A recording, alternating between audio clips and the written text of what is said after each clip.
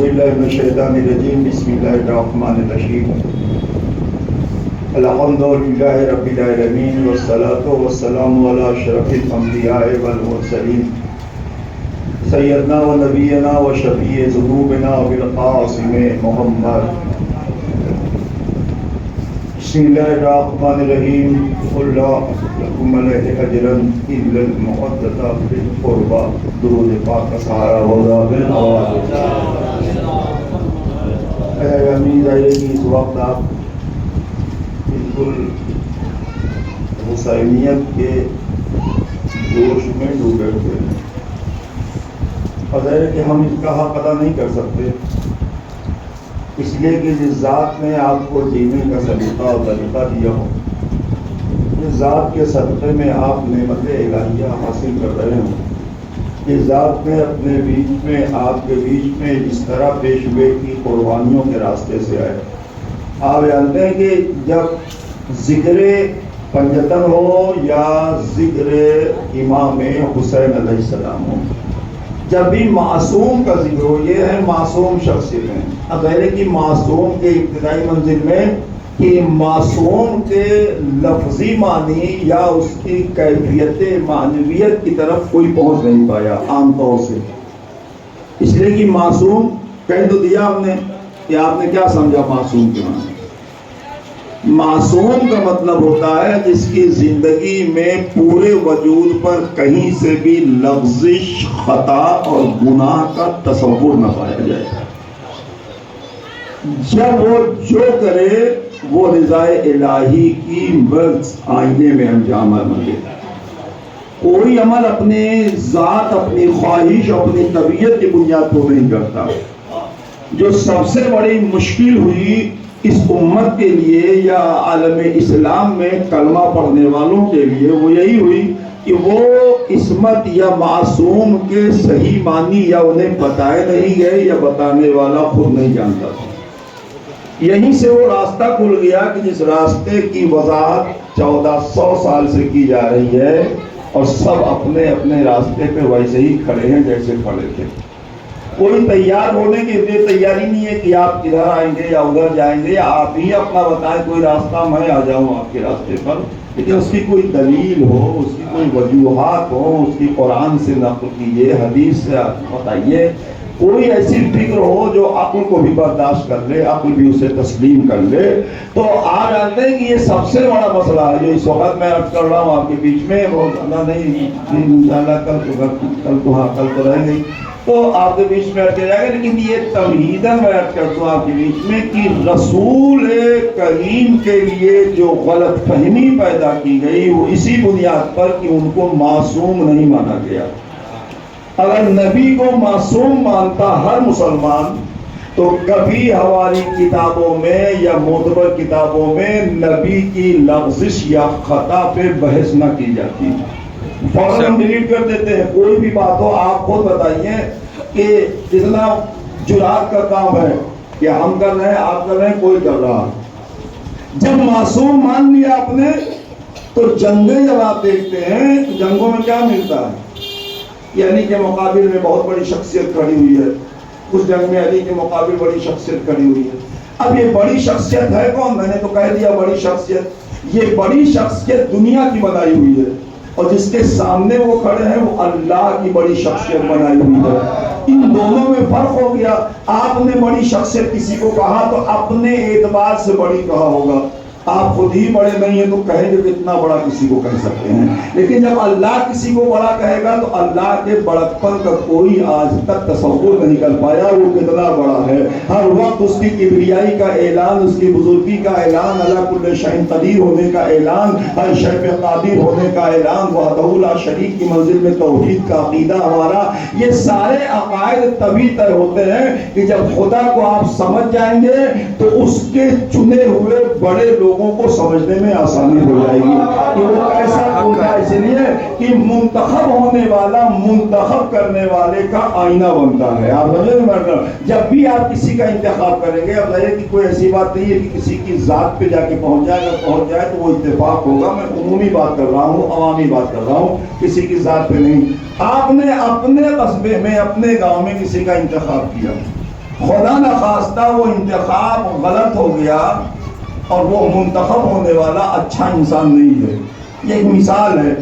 اچھا انسان نہیں ہے تو کیا کہیں گے آپ؟ ہم لوگ جب اس پہ تجزیہ کرتے ہیں تو یہی کرتے ہیں کہ برا انسان منتخب ہو کر اس لیے آیا کہ انتخاب کرنے والے کی کثرت بری تھی. اگر وہ برے نہ ہوتے تو ان کے انتخاب میں برا آدمی سامنے نہ آتا. تو آپ نے چنا اس لیے وہ برا ہو گیا. تو جب بھی کوئی انتخاب کرتا ہے تو منتخب ہونے والے کو کم دیکھیے, انتخاب کرنے والے کا جائزہ زیادہ لیجیے. یہ بنانے والے کون ہیں جو چور و بے ایمان بنا دیتے ہیں؟ اس کا مطلب ہے کہ کثرت سے اس کی حمایت کرنے والے بھی چور اور بے ایمان رہے ہوں گے, اس لیے اپنا نمائندہ چور و بے ایمان بنا لیا. تو آپ جانتے ہیں کہ منتخب کرنے والا انتخاب میں آنے والے کے دلیل بن جاتا ہے کہ کیسا ہے منتخب کرنے والا. تو آپ ہم دنیاوی طور پہ تو جانتے ہیں, لیکن جب اللہ کا انتخاب آپ دیکھیں گے تو اللہ کی ذات پہ تو کوئی بحث ہو نہیں سکتی. اللہ نے کہا میں نے مصطفیٰ کیا, میں نے چن لیا. یہ نہیں کہا تم بنا لو یا تم چن لو, میں نے مصطفیٰ کیا. اصطفیٰ آدم و نوح ابراہیم و آل ابراہیم و آل عمران.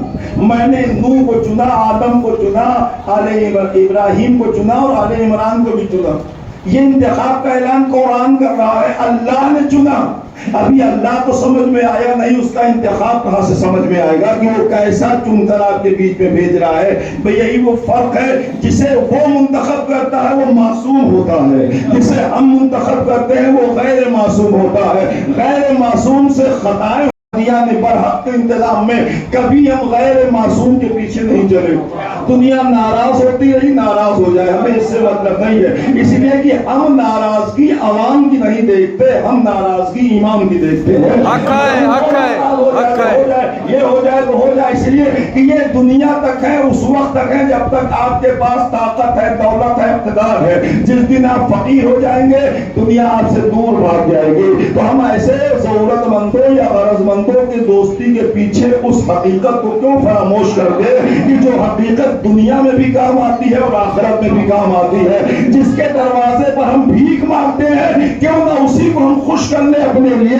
اس لیے کہ حسین کا ذکر جب آتا ہے تو امام حسین نے کیا کہا؟ تو آیا وفا کا ایک جملہ مشہور ہے پورے عالم اسلام میں, خاص طور سے حسینیت کا پرچم بلند کرنے والوں میں, کہ امام حسین نے کیا کہا؟ یا اللہ جسے تو مل گیا اس نے کھویا کیا, اور جسے تو نہیں ملا اس نے پایا کیا. یہ جملہ صرف امام حسین کے کہنے کے حق میں تھا, اسی لیے اور کسی معصوم امام نے نہیں کہا. نہ نبی نے کہا, نہ مولا علی نے کہا, نہ امام حسن نے کہا, نہ سید سجاد نے کہا, نہ محمد باقر نے کہا. کیوں؟ اللہ کے اس معصوم نمائندے نے حضرت ابا عبداللہ الحسین نے کیا کہا کہ یا اللہ تو جسے مل گیا اس نے کھویا ہی کیا, اور جسے تو نہیں ملا اس نے پایا کیا. اس لیے کہ ظاہر میں حسین نے کھویا تھا, ظاہر میں یزید کے پاس سب کچھ تھا. حسین نے جواب دے دیا تیرے پاس سب کچھ ہے لیکن خدا نہیں ہے, اس لیے کچھ نہیں ہے. میرے پاس کچھ نہیں ہے لیکن خدا ہے.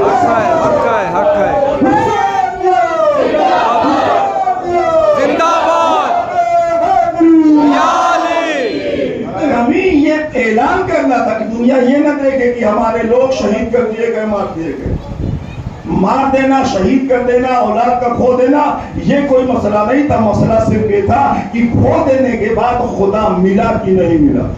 اگر خدا مل گیا تو سب کچھ ہمارے پاس ہے. وہی امام حسین کے نظریے کو ہم امام حسین کی بارگاہ میں لے جاتے. مولا آپ راضی رہیے, بس عوام راضی رہے نہ رہے, ناراض ہو جائے, میرے تعزیہ رکھنے پر اعتراض کرے میں برداشت کر لوں گا, میرے علم اٹھانے پہ پرچم پہ برداشت کرے میں برداشت کر لوں گا, لیکن آپ ناراض نہ ہونے پائے. آپ کو خوش کرنے کے لیے یہ فرش اعلیٰ بچھائی گئی ہے.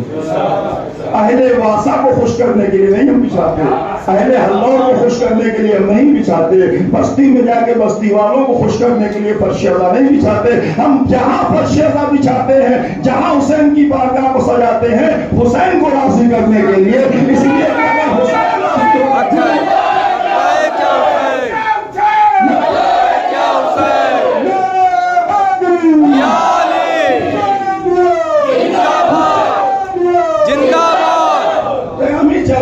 امام کو راضی کر لیں گے تو پھر کوئی مسئلہ نہیں, بات ختم ہو گئی. اب آپ تنہا نہیں ہیں, اکیلے میں بھی ایک لشکر ہے, اسی لیے حسین کا چاہنے والا کبھی اکیلا اپنے کو محسوس نہ کرے.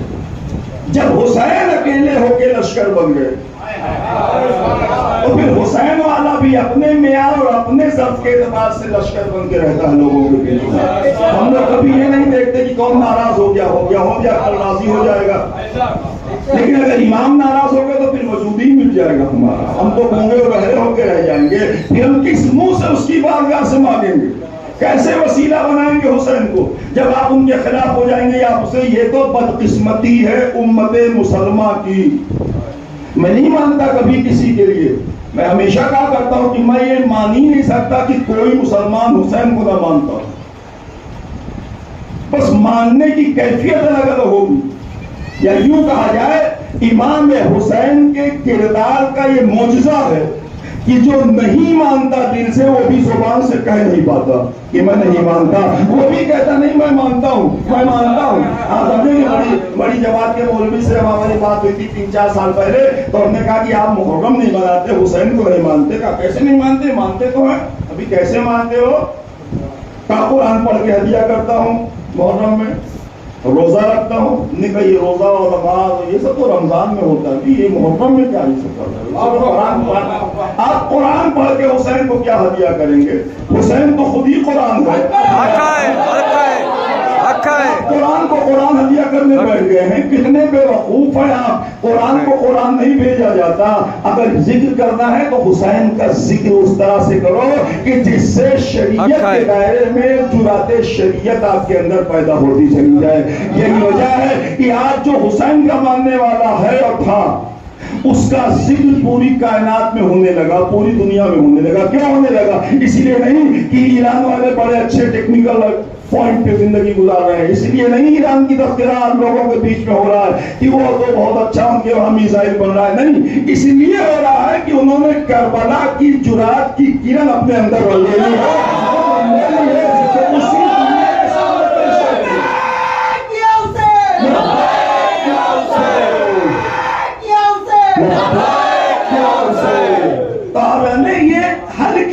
ہلکی سی کرن ہے یہ جرات حسینی کی. ہلکی سی کرن, پوری نہیں, ہلکی سی کرن پہنچی ہے. ابھی پورا کہاں کوئی لے پائے گا. ہلکا سا جذبہ حسینی جب ایران کے اندر پیدا ہوا تو دنیا جسے سب سے چھوٹا ملک سمجھ کے, کمزور سمجھ کے اوائڈ کیے ہوئے تھی, ڈیلیٹ کیے ہوئے تھی اپنے وہاں سے, پھر اسی چھوٹے نے اپنے کو اتنا بڑا بنا دیا کہ آپ جانتے ہیں. اگر سوشل میڈیا پہ آپ نے دیکھا ہوگا تو ایران کے کمانڈر نے جب بھی بٹن دبایا ہے میزائل پھینکنے کا, آپریٹ کر رہا تھا وہ کمرے کے اندر, تو دباتے ہوئے کہہ رہا ہے یا ابا عبداللہ حسین. یہ نہیں کہا یا علی, یا ابا عبداللہ حسین. کیوں؟ وقت کے سپر پاور کو کچل دینے کا کام حسین نے اپنے زمانے میں کیا تھا. اس لیے کہ اتنا بڑا بادشاہ, بیتاج 62 ملک کا مالک بادشاہ, اور ایک چھوٹا سا گروہ حسین کا, ایک چھوٹے سے گروہ نے وہ عمل کر دیا کربلا میں کہ کچل دیا یزید, اور یزید تو اس کی تاج و تخت کو ایسا مٹایا کہ پھر یزید کے بعد کسی کو اپنے کو خلیفہ منوانے کی جرات نہیں پیدا ہو پائی. جب آپ سنتے ہیں تو کوئی امیر المومنین ہوگا, کوئی صحابی رسول ہوگا, کہا گیا مان لیا گیا. لیکن آپ بتائیے یزید کے بعد کسی نے کہا, ولید نے کہا, مامون رشید نے کہا, ہارون رشید نے کہا, امین نے کہا, معتصم عباسی نے کہا, متوکل نے کہا, کسی نے نہیں کہا. لکھا خلیفۃ المسلمین, لیکن مسلمانوں نے مانا نہیں خلیفہ. انہیں خلیفۃ المسلمین مانا نہیں. کیوں؟ حسین نے اس لفظ کو اتنا ادھیڑ دیا کربلا میں کہ اس لفظ کے قریب جاتے ہوئے لوگ ڈرنے لگے کہ اگر بنا ہوا خلیفہ یزید تھا اور اسے حسین نے بے نقاب کر کے دنیا کے حوالے کر دیا تو مر جانا کوئی بڑی بات نہیں ہے. ہر انسان مرنے کے بعد ہی بلندیوں پہ جاتا ہے, زندگی میں بلندیوں پہ نہیں جاتا. زندہ رہنے والے بستیوں میں بیٹھے رہتے ہیں, با مقصد مرنے والے کائنات پہ چھا جاتے ہیں. یہ زندہ رہ کے مر گیا, حسین قتل ہو کے آج تک زندہ ہے.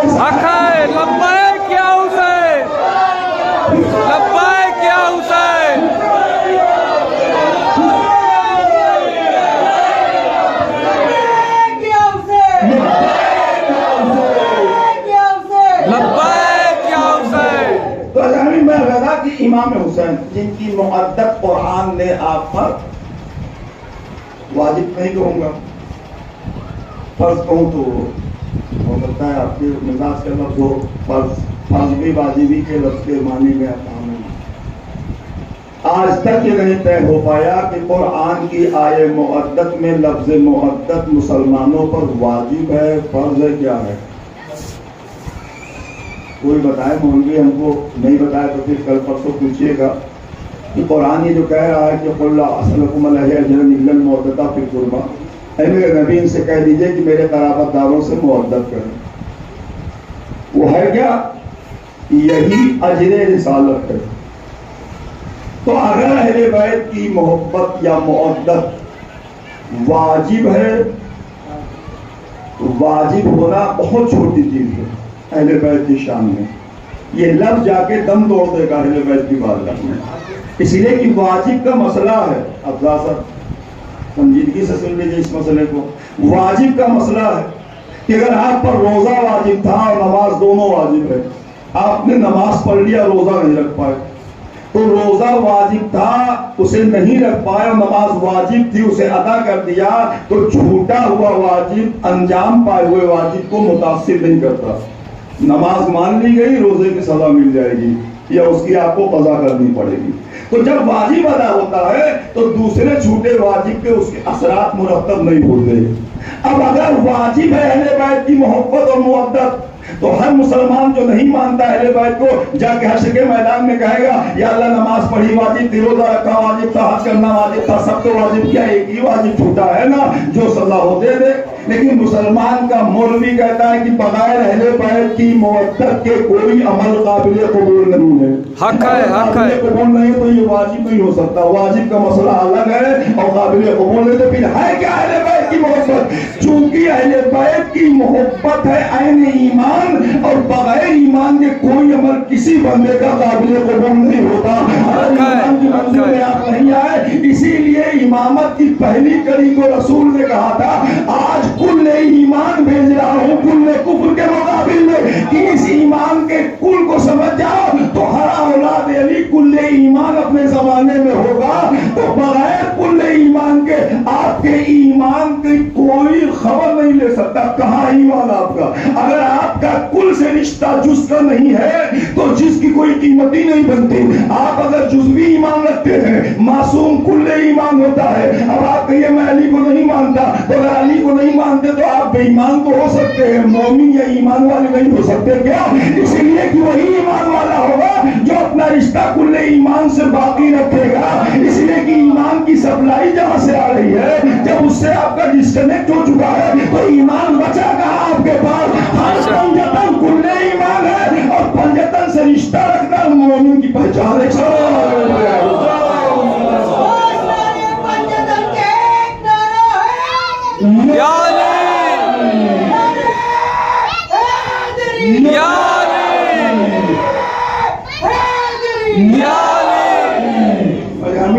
اسی لیے آپ جانتے ہیں کہ میں تنقید کرنا مقصد نہیں رہتا کبھی ہمارا کسی سلسلے میں، جہاں میں جسے پڑھتا ہوں، مجلس پڑھ رہا ہوں صبح سے، میں تنقید نہیں کرتا، لیکن اپنے رسولوں سے سمجھوتا بھی نہیں کرتا۔ جو اصول الہی ہے اسے بیان کرنا، جو تاریخ کی حقیقت ہے اسے سامنے رکھنا، یہ ہے کربلا کا پہلا مشن۔ اگر ایک جملے میں آپ کے پاس ایک جملہ میں پہنچا دوں تو ہو سکتا ہے وہی تاریخ اسلام کا آئینہ بن جائے آپ کے لیے۔ جملہ کیا ہے کہ ہر زمانے میں، پورا جملہ نہیں سنیں گے تو پھر آپ نہیں سمجھ پائیں گے میں نے کیا کہا۔ ہر زمانے میں شریف لباس میں شریر لوگ چھپے رہے، اور شریف لباس سے شریر لوگوں نے عوام کو اور معاشرے کو فریب دیا، دھوکہ دیا۔ یہ چلتا چلا آ رہا تھا، کہیں نبی کا لباس پہن لیا، کہیں وہ لباس پہن لیا جو پہن کر دوسرے کے بیچ میں جائے تو معتبر لگے، لیکن اندر سے شرارت بھری ہوئی تھی۔ جو شرارت کو شریف لباس سے چھپائے ہوئے تھا، اسی کو بے نقاب کرنے والے ہیرو کو حسین کہتے ہیں۔ آپ کی ذمہ داری ہے، اب آپ کی ذمہ داری ہے کہ حسین نے بے نقاب کر کے بتا دیا کہ یہ خلیفۃ المسلمین، اور یہ بھی یاد رکھیے آج نبی میں 2-3 سال پہلے ایک انجینئر نے کہا تھا، مسلمان انجینئر، محرم میں آ کر، یا مرزا یہ بتائیے کہ یزید مسلمان تھا؟ ہم نے کہا بھئی افسوس ہے کہ آپ کا نام محمد عارف ہے اور عرفان محمد کے بعد آپ یہ پوچھ رہے ہیں کہ یزید مسلمان تھا۔ کتنی عمر آپ کی ہو گئی ہے؟ 40-45 سال کی عمر ہو گئی، آپ اتنی نہیں سمجھ پائے ابھی تک؟ کیوں نہیں سمجھ پائے؟ اسی لیے کہ ہم نے ہر وقت کہا تو یزید کہا، صرف یزید کہنا کافی نہیں ہے تو دنیا نہیں سمجھے گی کہ مسلمان ہے کہ غیر مسلم ہے۔ آپ کو کہنا پڑے گا، جیسے آپ کہتے ہیں علی ابن ابی طالب، ابو طالب کے بیٹے علی، جب آپ کہتے ہیں حسین ابن علی، حسین علی کے بیٹے، ویسے آپ کو کہنا پڑے گا یزید ابن معاویہ۔ حق ہے ایسا، جب آپ کہیں گے یزید ابن معاویہ تو معاویہ کو سب جانتا ہے مسلمان کہ وہ امیر شام تھے، کاتب وحی تھے، صحابی رسول تھے، اور جتنے بھی القاب امیر المومنین تھے۔ تو کم سے کم جب باپ کا نام لیں گے تو باپ مسلمان ہے تو بیٹا بھی مسلمان ہی ہوگا۔ ہماری یہ بیان کی غلطیوں نے اسے کنفیوز کر دیا کہ وہ مسلمان تھا کہ نہیں تھا۔ تب سے ہم نے آج تک یزید کا اکیلا نام نہیں لیا، جب لیا تو کہا یزید ابن معاویہ ابن ابو سفیان، جس سے دنیا جان جائے کہ وہ خبیث شجرہ کون سا ہے جس سے نکل کر دین خدا کے دشمن تاریخ کے حوالے ہوئے، اور وہ پاکیزہ شجرہ کون سا ہے جو ابو طالب کی پاکیزگی سے علی سے گزر کر حسین کی بارگاہ میں آ کر کربلا کو سجانے آ گیا۔ اس کا مطلب ہے کہ جب شجرہ خبیثہ اور شجرہ طیبہ جب دونوں آمنے سامنے رکھیں گے تو قرآن کا لہجہ سمجھ میں آ جائے گا۔ یہ شجرہ قرآن نے بیان کیا ہے کہ تمہارے بیچ میں شجرہ طیبہ بھی ہے، شجرہ خبیثہ بھی ہے، تو خبیثہ کی تلاش کیوں نہیں کی گئی؟ اگر طیبہ سمجھ میں نہیں آتا تو خبیثہ سے سمجھ لو، اگر خبیثہ سمجھ میں نہیں آتا تو طیبہ سے سمجھ لو، اس لیے کہ جو پاک ہوگا اس کے خلاف جو ہوگا وہ نجس ہوگا، جو نجس ہوگا جو اس کے خلاف ہوگا وہ طاہر ہوگا، پاکیزہ ہوگا۔ یہی وجہ ہے کہ طہارت اور نجاست کی جو جنگ اسلام میں چلی، افسوس اس بات کا تھا کہ دونوں طرف نام اسلام تھا، اس لیے لوگوں نے کہا کیا کریں، وہ بھی اسلام یہ بھی اسلام، لیکن ہمارے عقیدے میں رہنے والے لوگ کبھی اس میں سمجھوتا نہیں کرتے، اس لیے نہیں کرتے کہ ہم جانتے ہیں کہ نبی نے کہا ہے علی حق ہے، حق ہے بے شک، نہ کسی مولوی نے نہ کہا، نہ کسی شاعر نے کہا، نہ کسی مصنف نے، نہ کسی عالم نے، نہ کسی حافظ نے، نبی نے کہا۔ اور جب نبی کہتے ہیں تو وہ حجت خدا ہوتا ہے، وہ پیغام الہی پہنچانے والا ہوتا ہے۔ اگر نبی نے کہا کہ یہ کل ایمان ہے اور یہ حق کے پیکر ہے، حق ان کے ساتھ ہے، یہ حق کے ساتھ ہے، تو اگر نبی نے کہا علی کے ساتھ حق ہے، حق علی کے ساتھ ہے، تو اب آپ بتائیے آپ کو صورت میں دشواری کیوں ہو گئی کہ علی کے مقابل میں جو آیا وہ کیا ہوگا؟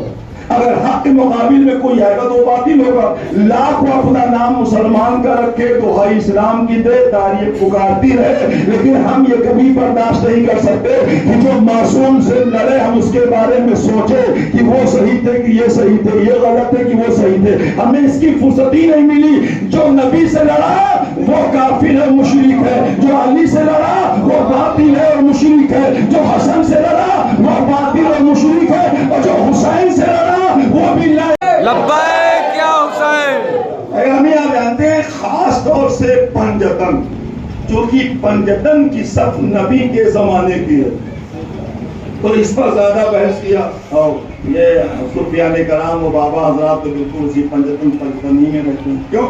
اس لیے کہ تمام معصوم کی سمٹی ہوئی تصویر کو پنجتن کہتے ہیں، اور پنجتن کی سمٹی ہوئی تصویر کو حسین کہتے ہیں۔ حق ہے کہ جب آپ سمٹے ہوئے دیکھیں گے تو انبیاء کی صفیں سمٹ گئی ہیں تو حسین کے پیکر میں کھل گئی ہیں۔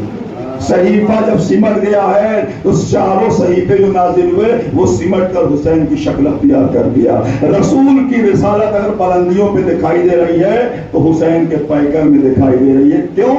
مولا علی تو ہیں، اس سے بڑے ہیں، باپ ہیں، سب کچھ ہیں، لیکن امام حسین ہی سینٹر پوائنٹ بن گئے معصوم کے۔ سب نے سمٹ کر انہی کی بارگاہ میں اپنے آپ کو لا کے ڈال دیا کہ اگر یہ رہے گا تو میں بچ جاؤں گا، یہ ہوگا تو میں بچ جاؤں گا۔ تو پھر حسین نے وہی کیا جو یہ لوگ سوچ رہے تھے، توحید کا پرچم ایسا بلند کیا کہ توحید کے پرچم کو بلند کرنا اتنی مشکلوں میں کہ جہاں بھوک اور پیاس کے احساس کے ساتھ بچے تڑپ رہے ہوں، ایسے ماحول میں خدا کی ذات کو ثابت کرنا اپنے عمل سے، یہ امام حسین کا کارنامہ تھا۔ ایک شخص سے کہا گیا کہ تم خدا کو کیوں نہیں مانتے؟ کہا میں کسی خدا کو نہیں مانتا، کبھی کائنات بنی کس نے بنایا؟ کہا یہ نیچر ہے، ہو جاتا ہے، یہ کوئی بناتا نہیں ہے۔ ایک شخص نے کہا کہ بھائی اتنے مذاہب میں، ہر مذاہب میں کوئی سپر پاور ہے، خدا ہے، ایشور ہے، رام ہے، رحیم ہے، جو بھی ہے، کسی کو مان لو، انکار نہ کرو۔ میں بات کو بالکل قریب لے آیا، انکار نہ کرو، کسی کو مان لو، کوئی خدا تسلیم کر لو۔ اس نے پلٹ کر لوگوں کو جواب دیا کہ اگر مجھے دنیا مجبور کرے کہ میں کسی خدا کو مان لوں تو میں حسین کے خدا کو مانوں گا اور کسی کو نہیں مان سکتا۔ لبیک یا حسین۔ تو لوگوں نے کہا کہ آخر حسین کے خدا میں کیا خاص بات؟ اب آپ سمجھے توحید کا پرچم کیسے حسین نے بلند کیا۔ کہا کیا خاص بات ہے اور خداؤں میں اور حسین کے خدا میں؟ کہا حسین کے خدا کی خاص بات یہ ہے کہ ہمارا بچہ اگر بیمار ہو جائے تو ہم اسپتال میں بیٹھے رہیں گے، اذان ہوتی رہے گی، نماز ہوتی رہے گی، بعد میں پڑھ لوں گا، اس لیے کہ الجھن میں پڑا ہوں کہ بچہ بیمار ہے، سیریس ICU میں بیٹھا ہوا۔ یہ ہے میرے بیٹے اور میرے توحید کا عقیدہ۔ لیکن جب آپ کربلا میں جائیں گے تو کربلا میں حسین کا بچہ بیمار نہیں تھا، برچھی کھا کے اس کا لاشا سامنے پڑا ہوا تھا۔ اور اگر اپنے بچوں کو قربان کر کے حسین سجدے سے خدا کا پتہ دے رہے ہوں تو پھر اس سے بڑا کائنات میں کوئی خدا نہیں ہو سکتا۔ اے میرے مولا حسین، آپ کی بلندی اور عظمت کو سلام ہو کہ آپ ممکن توحید، اقرار توحید کی منزل میں آیا تو آپ کی بارگاہ میں آنے کے بعد آیا۔ اب آپ سمجھے سب کچھ حسین کیوں ہے؟ اس لیے کہ حسین ہی خدا تک پہنچاتے ہیں، حسین رسول تک پہنچاتے ہیں، حسین علی تک پہنچاتے ہیں، حسین اپنی ماں تک پہنچاتے ہیں۔ اگر بیچ میں حسین نکال دیجئے تو کسی تک آپ نہیں پہنچ پائیں گے، اس لیے کہ آپ جو کچھ جانتے ہیں وہ حسین کے ذکر کے سائے میں جانتے ہیں۔ حق ہے، حق ہے، حق ہے، حق ہے۔ لبیک یا حسین، لبیک یا حسین۔ پیغامی یہ ہے امام حسین۔ آپ ظاہر کہ آج کے زمانے میں، اس دور میں، اب تو سوشل میڈیا کا دور ہے، ہمیں نہیں لگتا کہ کوئی یہ بحث کرے کہ حسین اور یہ وہ نہیں۔ منانے کا طریقہ الگ ہو سکتا ہے، اور منانے کا طریقہ اس لیے الگ ہے کہ ہر حسینی جانتا ہے کہ کربلا میدان کی چیز ہے، کمرے اور حجرے کی چیز نہیں ہے۔ حق ہے، حق ہے، حق۔ یہ میدانی عمل ہے، اسی لیے ہم لوگ قدیر کو بھی میدان میں لے کر آئے سڑک پر۔ پہلے ہوتا تھا کہ امام بارگاہ میں کر لو، ہم نے کہا نہیں، امام بارگاہ میں ہوا ہی نہیں تو کیوں کر لے؟ نبی نے میدان میں یہ عمل انجام دیا تو میدان میں تصدیق اور ان کی نبی کی کہ ہم وہیں چل کے بیان کریں گے کہ نبی نے میدان میں کیا کہا تھا۔ تو جو چیز میدان کی ہے وہ میدان ہی میں ہوگی۔ اسی لیے ہمارا جلوس گھر میں نہیں نکلتا، میدان میں نکلتا ہے، باہر جاتا ہے، لوگوں کے بیچ میں جاتا ہے۔ کہ اگر حسین مدینہ چھوڑ کے کربلا میں آ کے دنیا کے بیچ میں کھڑے ہوئے تو ہم ان کے جلوس کو بھی اس منزل میں لے جائیں گے کہ اگر کوئی نہیں بھی چاہتا تو سر جھکا کے گھر میں تو گھس سکتا ہے لیکن مخالفت کبھی نہیں کر سکتا۔ حق ہے، حق ہے۔ یہ میدان کا معاملہ ہے۔ امام حسین چھپا معاملہ نہیں ہے، میدان میں آ کے آپ نے عمل انجام دیا ہے، کربلا کو سجایا ہے، مدینہ چھوڑا ہے، مکہ چھوڑا ہے، شہروں کی آبادیوں کو چھوڑ کر آپ میدان میں سے آ کے کھڑے ہوئے۔ کیوں؟ اس لیے کہ ظالم کو بے نقاب کر کے پکڑنا تھا۔ بس یہی تک کی گفتگو آج کی، اسے پکڑنا مقصد تھا۔ ابھی تک تاریخ کی گلیوں میں چھپے ہوئے قاتل معصوم خوش تھے کہ ہم تو مارنے گئے اور مجھے کوئی جان بھی نہیں پایا۔ امام حسن کو زہر دے دیا، پتہ نہیں چلا کس نے دیا، जनाब सैयदा का घर जलाया गया। बाद ज़ोहरैन दोपहर में मदीने में पूरे मदीने के लोग गूंगे और बहरे हो गए। किसी ने न देखा न किसी ने सुना कि किसने जलाया है। जब आप कहते हैं इन्होंने जलाया है तो आप मोदरिस हो जाते हैं कि नहीं इन्होंने नहीं जलाया। आप गलत कह रहे तो किसी ने तो जलाया होगा भाई, किसी ने तो ये अमल अंजाम दिया होगा। आखिर मदीने जैसे शहर के लोगों ने क्यों नहीं देखा? दोपहर में क्या सब घर के अंदर छुप गए थे? ये अमल क्यों नहीं देखा? नहीं देखा तो नहीं देखा तो मौला अली को मस्जिद में ज़रबत लगी, तलवार मारी अब्दुल रहमान इब्न मुलजिम ने, लेकिन तलवार किसने भेजी? वो असल कातिल पर्दे में छुपा रह गया, वो सामने नहीं आ पाया। इसीलिए कि दुश्मन मासूम ने अपने हाथ से किसी को कत्ल नहीं किया, अपने जरिए लोगों को कत्ल करवाया है। तो हुसैन का मकसद ये था कि ये छुपे हुए कातिल मेरे बाप के, मेरे भाई के, मेरे माँ के, क्यों न मैं इसे शहर छोड़ दूं, फिर न शहर की गलियों में जाके छुप जाए, मैं मैदान में आ जाऊं। मैदान में भाग नहीं पाता कोई। भाई जुमला मैं आपके बीच में मिसाल अर्ज कर दूं और वो वही बात तमाम कि जब आप मुजरिमों को भागते हुए पकड़ लें और उसमें से 3 भाग जाए, 1 पकड़ जाए, तो अब क्या करेगा पुलिस? कहाँ पकड़े हुए मुजरिम से भागे हुए मुजरिम का पता पूछा जाएगा। क्या बात है, हक है। तुम बताओ कि वो कौन था। अगर नहीं बताता वो टॉर्चर किया जाएगा। भागते रहे मुजरिम अली, भागते रहे मुजरिम ज़हरा, भागते रहे मुजरिम हसन। इमाम हुसैन ने दौड़ा के यजीद को पकड़ लिया और पकड़ देगा, तू बता मेरे बाप का कातिल असल कौन है। जब पूछ लिया, इसका मतलब है करबला छुपे हुए कातिल को खींचकर दुनिया के सामने लाने का एक हसीन वाक़या है। फिर कोई छुप नहीं पाया, सब पे नकाब होकर सामने आ गए। अली का कातिल भी पकड़ गया, हसन का कातिल भी पकड़ गया, ज़हरा का कातिल भी पकड़ लिया। क्यों? इसलिए कि हुसैन ने यजीद को पकड़ लिया था, इसीलिए शहर को छोड़ा था, मैदान में भाग नहीं पाया। दौरा के वक्त के इलाही कमांडर ने इस तरह इस बेदीन को पकड़ कर दुनिया के हवाले कर दिया कि अब इससे पूछते रहना कि किसने किसने क्या क्या किया है। इसी के खानदान और घराने की बात है, ये बताता रहेगा। ये सब हकीकत आपको कहाँ मिली? कहाँ? मजलिस हुसैन में। तो यही मजलिस हुसैन में देना मकसद होता है कि जब हुसैन का जिक्र करोगे तो कोई शरारत पसंद पर्दे में छुप नहीं पाएगा, सब बेनकाब होकर दुनिया के सामने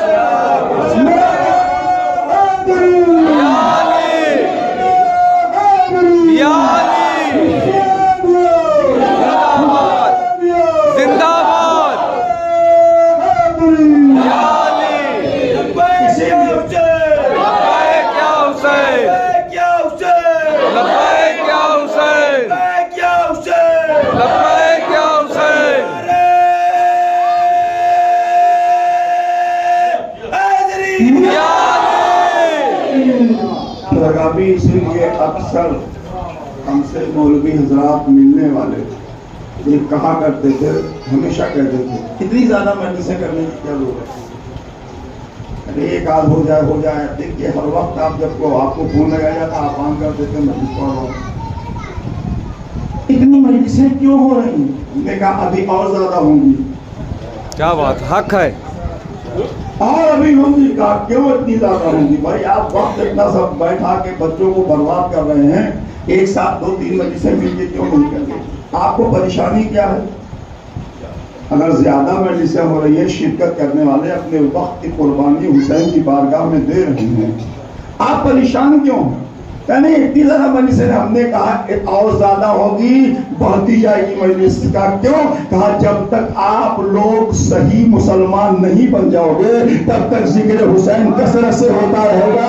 इसलिए कि इमाम हुसैन ने कहा था, मैं मदीने से इसलिए निकल रहा हूँ कि अपने जद की उम्मत की इस्लाह करूँ। और जब इस्लाह करते करते करबला में मारे गए तो वही इस्लाह का जरिया मजलिस अज़ा बन गई है। अब मजलिस अज़ा उस वक्त तक कम नहीं हो सकती जब तक हर मुसलमान हुसैनी बनकर दुश्मन हुसैन पे लानत नहीं कर देगा। हक है, हक है, हक है। हम मकसद हुसैनी को पहुंचाने के लिए कर रहे हैं। हो सकता है इस मजलिस में कोई ना सुन रहा हो तो इसके बाद वाली में सुनेगा, उसमें नहीं सुन पाया तीसरे वाले में सुनेगा। इसलिए कि अब तो माइक का जमाना है, अब तो कोई भी नहीं कर सकता कि नहीं सुन रहा हूं।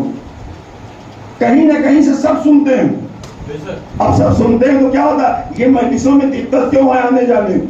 یہ نہیں کہ آپ تو گمراہ ہو گئے ہیں یا وہ بہت راہ راست پہ ہیں، یہ سب نہیں ہے۔ معاملہ صرف اتنا ہے کہ مجلسوں میں آنے سے کچھ لوگوں کے خانوادے کے پکڑے گئے مجرم کو آپ سامنے پیش کر دیتے ہیں۔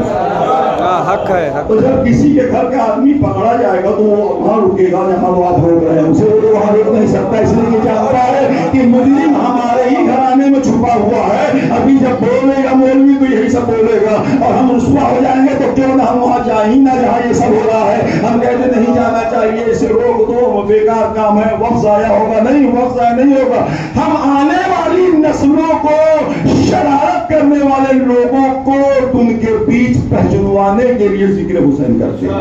حق ہے، حق ہے۔ کوئی دھوکہ نہ دینے پائے لباس پہن کر، اس لیے کہ ہمارے وہاں لباس بدلنا ضروری نہیں ہے، مزاج بدلنا ضروری ہے۔ کیا بات ہے، حق ہے، سبحان اللہ۔ تب تک لباس کی کوئی قیمت نہیں بنتی۔ ہم نے سیاہ لباس پہن لیا ہے، غم حسین منانے کی علامت ہے، سمبل ہے، پہچان ہے، لیکن غم حسین میں لباس آپ بدلیے، کالا پہنیے، سیاہ پہنیے۔ معصوم کے قول میں بھی آتا ہے کہ وہ لوگ جو میرے بابا کا غم سیاہ پوش ہو کے مناتے ہیں، اللہ اپنا کرم اور رحمت ان پر نازل کرے۔ چوتھے امام کے قول میں آیا ہے، پہنیے، بدلیے، خلوق لباس بدلیے، لیکن لباس کے ساتھ مزاج بھی بدل دیجیے۔ حق ہے، حق ہے۔ جب مزاج بدل جائے گا تو لباس اور مزاج دونوں مل کر ایک حسینی تیار کر دے گا، جو معاشرے میں لوگوں کے بیچ میں کسی سے ڈرے گا نہیں۔ اگر ڈرے گا تو خدا سے ڈرے گا، ورنہ اور کسی سے نہیں ڈرے گا۔ اسی لیے اس رہبر ایران نے دو ہی جملہ اپنے ایرانیوں سے کہا ہے، کہا میں آپ کے لیے اس وقت تک لڑتا رہوں گا جب تک آپ طاقت اور لالچ کے سامنے جھک نہیں جاتے۔ جہاں لالچ اور طاقت کے سامنے جھکے اسی دن میں اپنا دامن سمیٹ لوں گا، میں تمہارے لیے نہیں کر سکتا۔ اس کا مطلب یہی دو چیزیں ہیں جو مذہب کے دائرے میں لوگوں کو گمراہ کر دیتی ہیں اور شرارت پسند بنا دیتی ہیں۔ حسین کا ذکر کرو گے تو کوئی شرارت پسند پردے میں چھپ نہیں پائے گا، سب بے نقاب ہو کے دنیا کے سامنے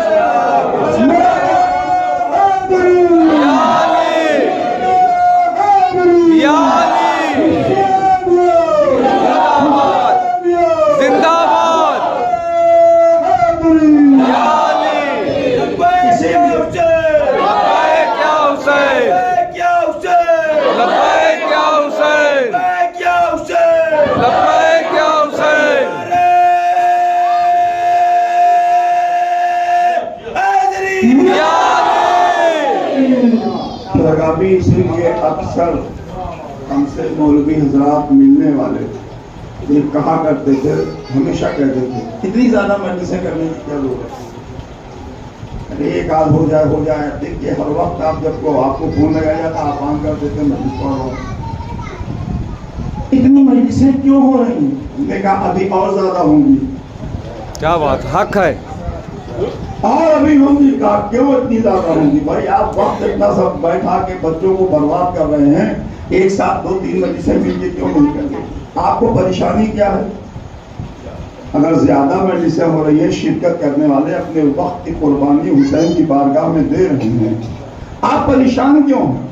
یعنی اتنی زیادہ مجلسیں، ہم نے کہا اور زیادہ ہوگی، بڑھتی جائے گی مجلس کا۔ کیوں؟ کہا جب تک آپ لوگ صحیح مسلمان نہیں بن جاؤ گے تب تک ذکر حسین کثرت سے ہوتا رہے گا۔ اس لیے کہ امام حسین نے کہا تھا میں مدینے سے اس لیے نکل رہا ہوں کہ اپنے جد کی امت کی اصلاح کرو، اور جب اصلاح کرتے کرتے کربلا میں مارے گئے تو وہی اصلاح کا ذریعہ مجلس اعضا بن گئی ہے۔ اب مجلس اعضا اس وقت تک کم نہیں ہو سکتی جب تک ہر مسلمان حسینی بن کر دشمن حسین پہ لعنت نہیں کر دیتا۔ حق ہے، حق ہے، حق ہے۔ ہم مقصد حسینی کو پہنچانے کے لیے کر رہے ہیں۔ ہو سکتا ہے اس مجلس میں کوئی نہ سن رہا ہو تو اس کے بعد والی میں سنے گا، اس میں نہیں سن پایا تیسرے والے میں سنے گا، اس لیے کہ اب تو مائک کا زمانہ ہے، اب تو کوئی بھی نہیں کر سکتا کہ نہیں سن رہا ہوں۔ کہیں نہ کہیں سے سب سنتے ہیں، اب سب سنتے ہیں تو کیا ہوتا ہے؟ یہ مجلسوں میں دقت کیوں ہے آنے جانے کی؟ یہ نہیں کہ آپ تو گمراہ ہو گئے ہیں یا وہ بہت راہ راست پہ ہیں، یہ سب نہیں ہے۔ معاملہ صرف اتنا ہے کہ مجلسوں میں آنے سے کچھ لوگوں کے خانوادے کے پکڑے گئے مجرم کو آپ سامنے پیش کر دیتے ہیں۔ حق ہے حق تو جب کسی کے گھر کا آدمی پکڑا جائے گا تو وہ وہاں رکے گا جہاں وہ آپ روک رہے ہیں، اسے وہ وہاں روک نہیں سکتا، اس لیے یہ جانتا ہے کہ مجرم ہمارے ہی گھرانے میں چھپا ہوا ہے، ابھی جب بولے گا مولوی تو یہی سب بولے گا اور ہم رسوا ہو جائیں گے، تو کیوں نہ ہم وہاں جا ہی نہ جہاں یہ سب ہو رہا ہے، ہم کہتے نہیں جانا چاہیے، اسے روک دو، بیکار کام ہے، وقت ضائع ہوگا، نہیں وقت ضائع نہیں ہوگا، ہم آنے والی نسلوں کو، شرارت کرنے والے لوگوں کو ان کے بیچ پہچنوانے کے لیے ذکر حسین کرتے ہیں۔ حق ہے حق ہے کوئی دھوکہ نہ دینے پائے لباس پہن کر، اس لیے کہ ہمارے وہاں لباس بدلنا ضروری نہیں ہے، مزاج بدلنا ضروری ہے۔ کیا بات ہے، حق ہے، سبحان اللہ۔ تب تک لباس کی کوئی قیمت نہیں بنتی۔ ہم نے سیاہ لباس پہن لیا ہے، غم حسین منانے کی علامت ہے، سمبل ہے، پہچان ہے، لیکن غم حسین میں لباس آپ بدلیے، کالا پہنیے، سیاہ پہنیے۔ معصوم کے قول میں بھی آتا ہے کہ وہ لوگ جو میرے بابا کا غم سیاہ پوش ہو کے مناتے ہیں، اللہ اپنا کرم اور رحمت ان پر نازل کرے۔ چوتھے امام کے قول میں آیا ہے، پہنیے، بدلیے، خلوق لباس بدلیے، لیکن لباس کے ساتھ مزاج بھی بدل دیجیے۔ حق ہے حق ہے جب مزاج بدل جائے گا تو لباس اور مزاج دونوں مل کر ایک حسینی تیار کر دے گا، جو معاشرے میں لوگوں کے بیچ میں کسی سے ڈرے گا نہیں، اگر ڈرے گا تو خدا سے ڈرے گا، ورنہ اور کسی سے نہیں ڈرے گا۔ اسی لیے اس رہبر ایران نے دو ہی جملہ اپنے ایرانیوں سے کہا ہے، کہا میں آپ کے لیے اس وقت تک لڑتا رہوں گا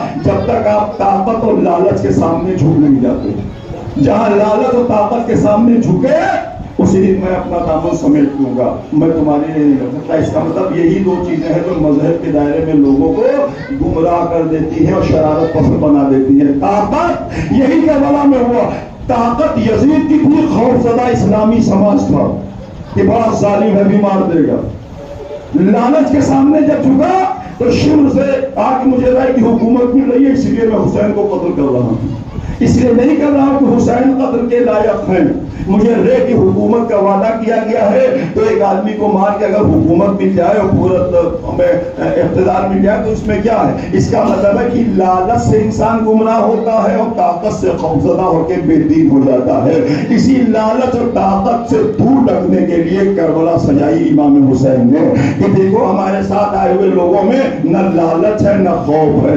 یزید کے خلاف کھڑے ہوئے 72 لوگوں نے، جس میں بچپنا بھی ہے، لڑکپن بھی ہے، جوانی بھی ہے، بڑھاپا بھی ہے، ضعیفی بھی ہے، کمزوری بھی ہے، لیکن سب نے ایک سب میں کھڑے ہو کر اس طرح حسین کی آواز میں آواز ملایا کہ اصل میں لبیک کہنے کا حق تو اصحاب حسینی ہی نے ادا کر دیا، جو کربلا کی سرزمین پہ انجام پایا۔